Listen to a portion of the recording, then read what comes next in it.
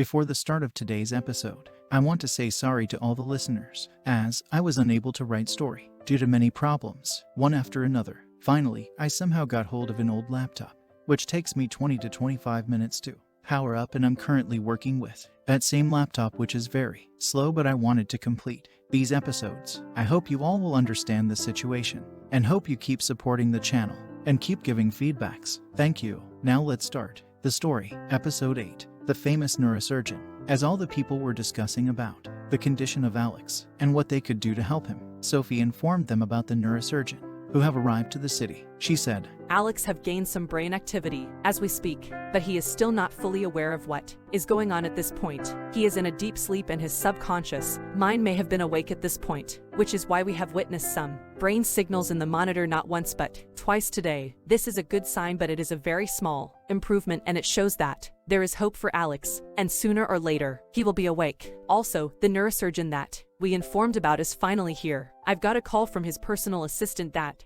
Dr. Bartolome Oliver will be here in the evening, informed Sophie. While that is great news, I hope the doctor have some new information, or at least he can tell what actually is happening to Alex at this situation, said Dawn with hope. I hope so, because if he doesn't have any answers, then I will lose all hope, as I have found nothing all these weeks studying the medical cases and previous data, replied Debbie in a soft voice. Her voice showed signs of fear, and it broke by the end of her sentence. Everyone in the room was waiting for the neurosurgeon to arrive. As the discussion was going on in the security room, Sawyer gets a call from his informant. Sir, I've been able to track down the person with the cross tattoo. As you mentioned, he is indeed an assassin. He is currently at the airport, trying to leave the country. What do you want me to do? Asked the informant to Sawyer. Excellent. That is a great news that you found him without him detecting you. I want you to keep it that way. No need to expose yourself at this point, replied Sawyer. I want you to do nothing at this moment. Also, did you find out who he was working for?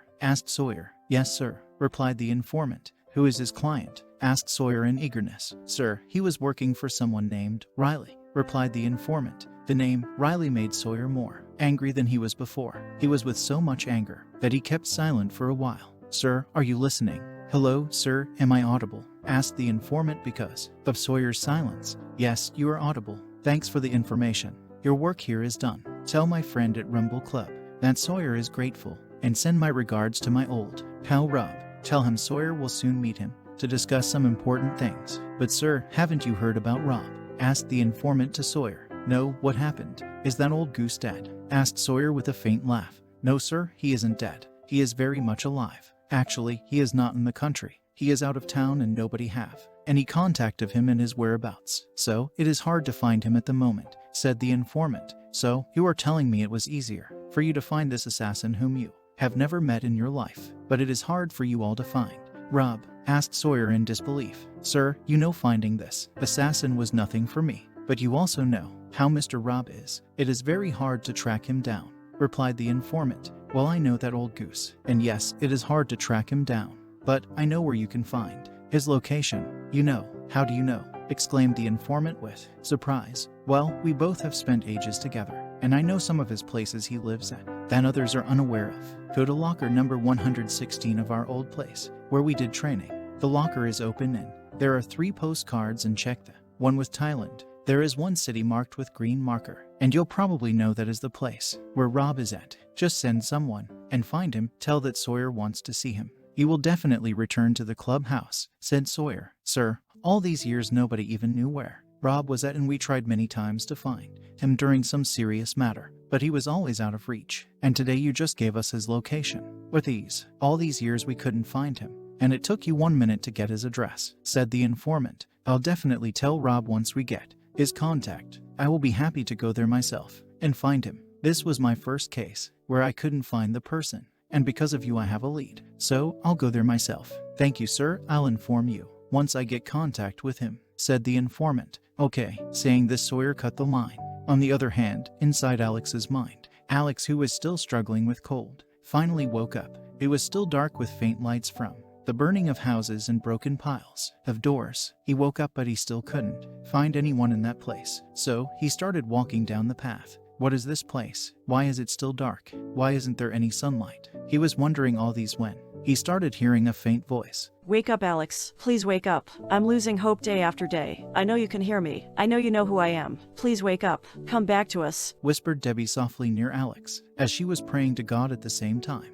Who is this? Where is this voice coming from? Why do I feel this voice familiar? Hey, whoever you are, please tell me. Who are you? Why are you in my head? Please tell me something, shouted Alex, thinking someone from above is messing with him. Alex thought someone is watching him, and the voices are coming from the clouds above. But despite shouting loudly multiple times, there was still no sign of any replies, so he gave up. This voice, I know it from somewhere, he said to himself, but I can't remember who it is. Why can't I remember? Alex was puzzled that he doesn't remember anything, but he knows. His name is Alex and he is from a rich family. But other than that, he completely forgot what was the last thing he was doing or where he was last before here. I need to remember. I need to remember. Saying these, he again took shelter in a pile of broken house, and with small fire, he was able to make his body warm. In the meantime, a white Mercedes-Benz just arrived at the front of the clinic. A guard just entered room number 1 and informed about it. Everyone was finally relieved, thinking that now at least they will get some answers. So Marianne, Kendall, and Sophie went outside to welcome the doctor. The Mercedes stopped and out came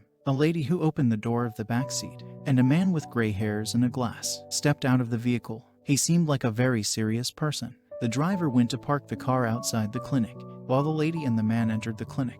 Welcome to the Woodside Clinic, Dr. Oliver. I'm Sophie, and I'm in charge of the case of Alex at the moment, said Sophie to Dr. Bartolome Oliver. Hello, Sophie. I'm Dr. Bartolome Oliver, and this is my assistant, Natasha. As he introduced himself and Natasha, they both smiled, and with proper handshakes. It's a pleasure to meet you, sir. I hope it wasn't hard to find the clinic. No, it wasn't, but enough of introduction. I'm dying to see the patient and his conditions, said Dr. Oliver to Sophie. He was eager to meet Alex and find out what is the actual cause of his brain. So he had no time to chat, and hence he was so direct about it. So Marianne, Kendall, and Sophie, along with Natasha and Dr. Oliver, entered the room where Alex was, and as he entered the room, all the people inside the room was filled with joy, and they started to hope for some miracle, as this was one of the best neurosurgeon, and thus they felt like he was their angel. As soon as they entered, Sophie introduced Dr. Oliver to everyone. Hello guys, this is Dr. Oliver, one of the top neurosurgeon in the world, and he is here to treat Alex. As she said this, she showed her hands towards the man who had a white hair and a glass on. As she introduced him to people in the room,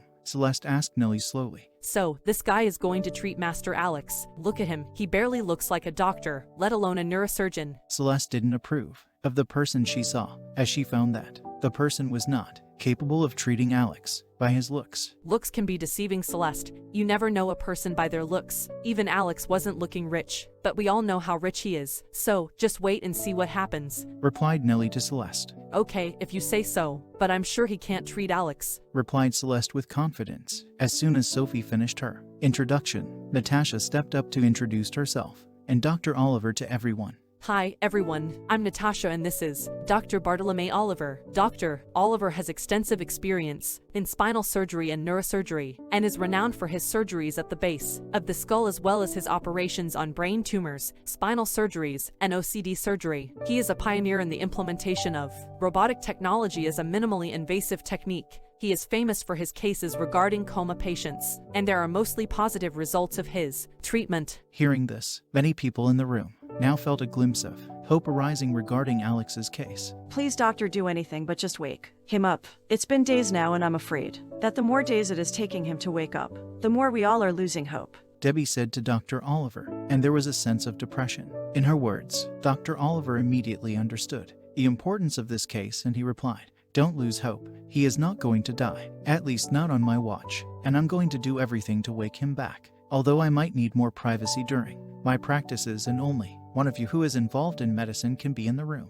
and one person to help with some equipments. Sure, we all will be just outside. You can have the room to yourself, replied Debbie. As all these were happening, Sawyer entered the room and introduced himself to the doctor. Hello, doctor, I'm Sawyer, and I'm currently after the security in charge of Alex. Uncle Sawyer, Dr. Oliver needs the room vacant to treat Alex, so we all are leaving, said Marianne to Sawyer. Sure, it's all good, but if you don't mind, can we look at the camera during the treatment procedure, or do you want it to be hidden? Asked Sawyer to Dr. Oliver, pointing towards the camera. It's all right, nothing to hide, but I hope people watching on the camera are brave-hearted, because the treatment may or may not involve some medical procedures. That may be hard to watch, replied Dr. Oliver to Sawyer. So, all the people went outside the room, and Natasha gave Dr. Oliver his briefcase, which had some clothes and medical tools. Kendall, Sophie, and Dr. Oliver stayed inside the room. Outside, Flora asked others to go back to the hotel as it was already 9 p.m.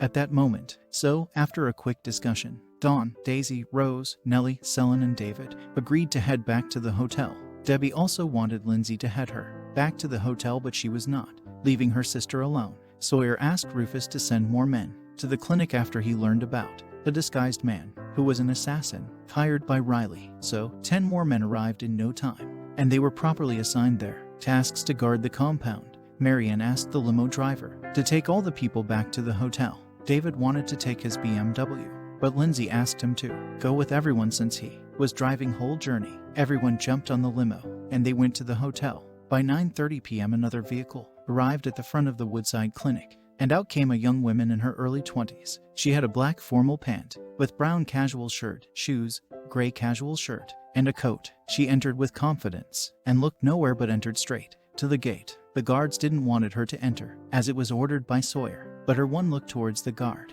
made them think twice. One of the guard asked Sawyer in the comms by touching his equipment inside the ear, "Sir, we have an unknown visitor, and we are not sure what to do. She says she is friend of Master Alex, but she has weapon with her. Take care of the weapon and let her in." "I think I know who it is," replied Sawyer, although Sawyer haven't met the person, but he had a hint who it might be. Both Marianne and Sawyer went outside, and as the woman entered, Marianne greeted her with a smile.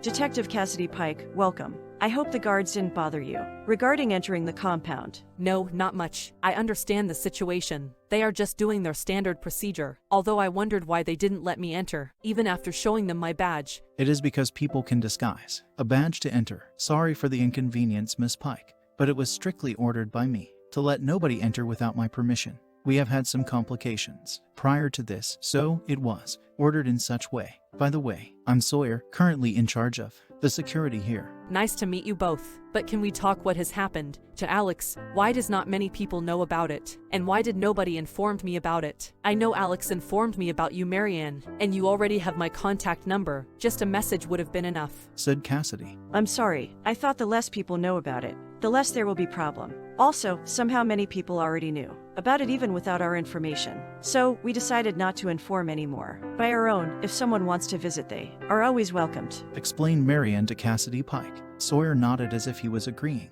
to what Marianne had to say. All right, I get it. What is the current status and how is he doing? Asked Cassidy to both of them. "He is currently going some procedure and treatment, but no sign of his consciousness," replied Sawyer. "Let's just get inside and talk about it and introduce yourself to others," added Sawyer. The episode ends with all three of them entering the hallway and entering the waiting area outside of room number 1.